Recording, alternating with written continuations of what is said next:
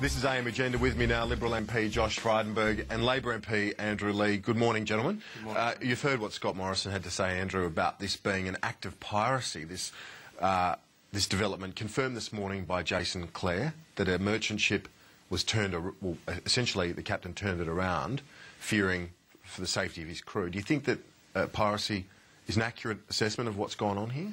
Well, Kieran, reasonably enough, we have investigating authorities who make these judgments. I'm certainly glad we don't live in a country where parliamentarians make the judgment about who's innocent or guilty and which charges will be laid. But I would say that what we're doing with this package of measures passing through the Parliament, hopefully today, is creating very clear disincentives to people coming. I mean, we're seeing these sorts of incidents, we're seeing people drowning. It just can't continue like this. Well, one person actually drowned in this incident as well, fell overboard. The Minister confirmed that as well this morning.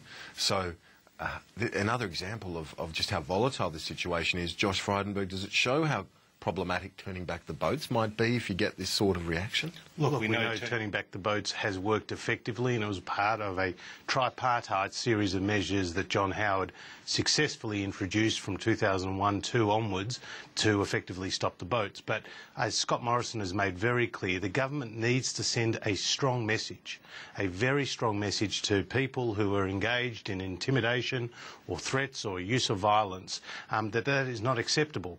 And that is not the way that you'll end up coming to Australia. Because what will happen, Kieran, is that other people will do the same thing again with merchant vessels. And either merchant vessels will not pick up people in distress, or if they are, they will be forced to turn around to Christmas Island. It's not acceptable. It's a bad precedent, isn't it, Andrew? And Scott Morrison suggested that if the coalition was in government, they'd be calling in the police, not the UNHCR in this circumstance, for this for elements of the group. We shouldn't say it's the entire group. As you say, there's got to be due process, but that the police need to look at this, not the refugee authorities. Well, fortunately, Kieran, we live in a country in which the investigating authorities don't need parliamentarians to tell them what to do.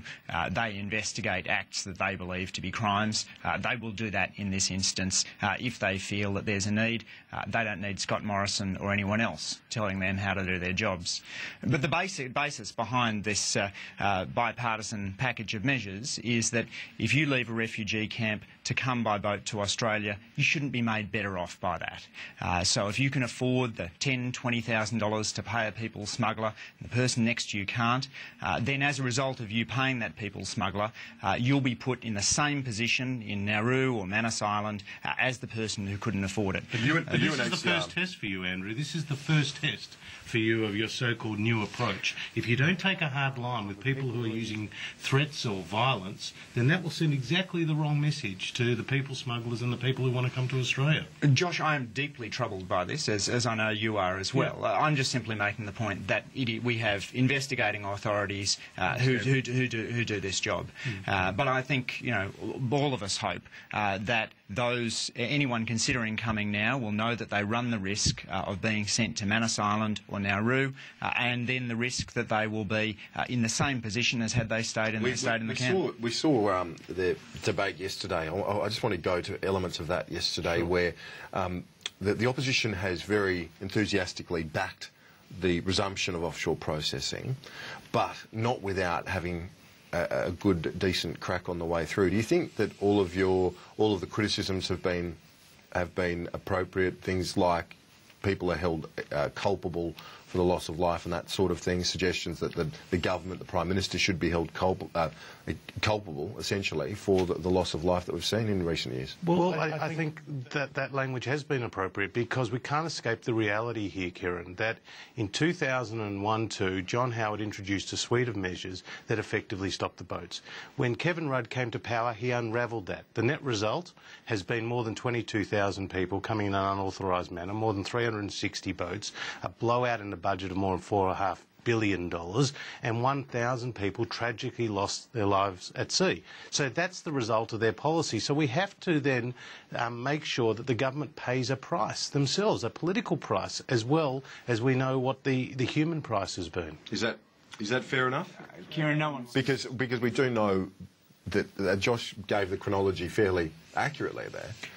Well, within months of the dismantling.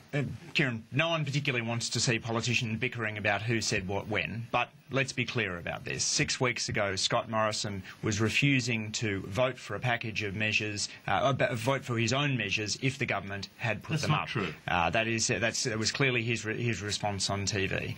And so we had this independent commission go away and look into the issues. Now that they've come back, that's clearly brought a bit of gravitas and a sense that the coalition now need to come on board. I'm pleased they've come on board. I don't think that this blame game is appropriate, particularly when you're dealing with people's lives. You both had a fair say on that. I want to talk about the end of the issue, by the way, because we still don't have that full suite of measures. Well, I know, yeah, that's true. But look, let's look at the reality, the current reality. The UNHCR has major concerns about this, that Australia might be breaching its international obligations. I want to get both of your thoughts on this, particularly when it comes to the time frame that people might be held in detention. One of your colleagues, Melissa Park, yesterday says being cruel to be kind does not always work. She's obviously got severe issues with this policy.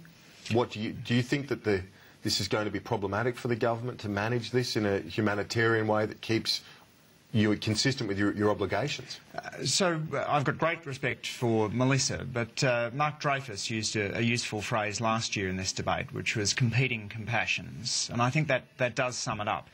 We have compassion for those who are who choose to run the gauntlet and end up in Nauru or Manus, spending as long as they would have spent if they'd stayed in the camp.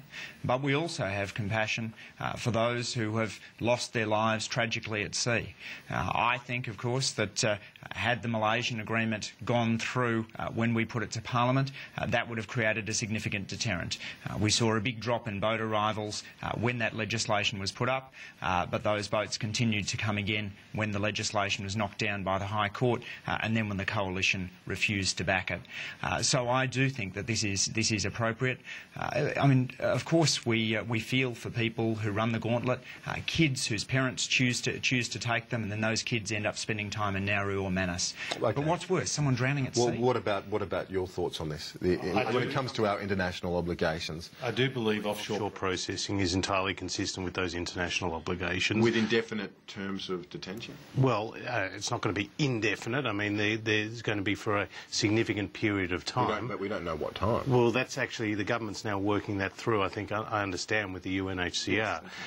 But, you know, the point is, we oppose Malaysia, Kieran, because they're a non-signatory to the UN Convention on Refugees, and we do not feel that people who would be sent there, the 800 people who'd be sent there, would have their human rights protected.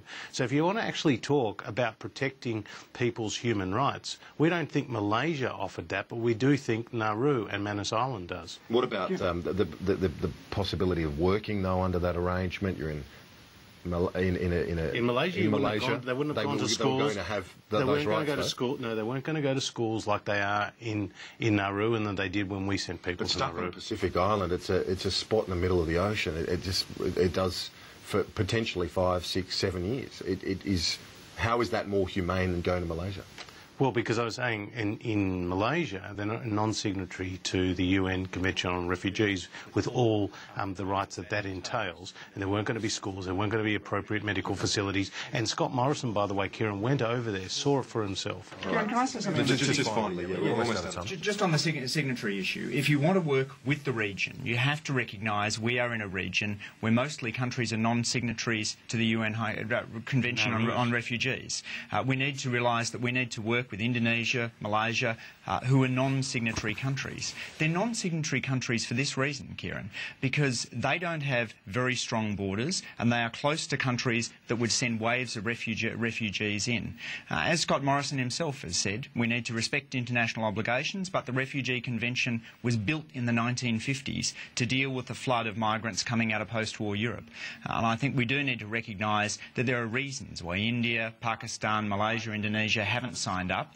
Sure, Somalia is going to sign up to the Convention on Refugees because Somalia knows that it is not going to be host to a flood of refugees. India, Pakistan, Malaysia, Indonesia know that they will. So we've got to look at it from their perspective as well. Yeah, we've got to look at the region. You're right about that. Andrew Lee and Josh Frydenberg, we're out of time. Thanks, gents. Thanks. I know you'll be back, Josh, with David Spears for The Nation tonight at 8 p.m. Yep. Big day for you. Bookend in on Sky today. On Sky, Josh. That's why we like you. That's all for Aim Agenda. Thank you for your company. We'll see you soon.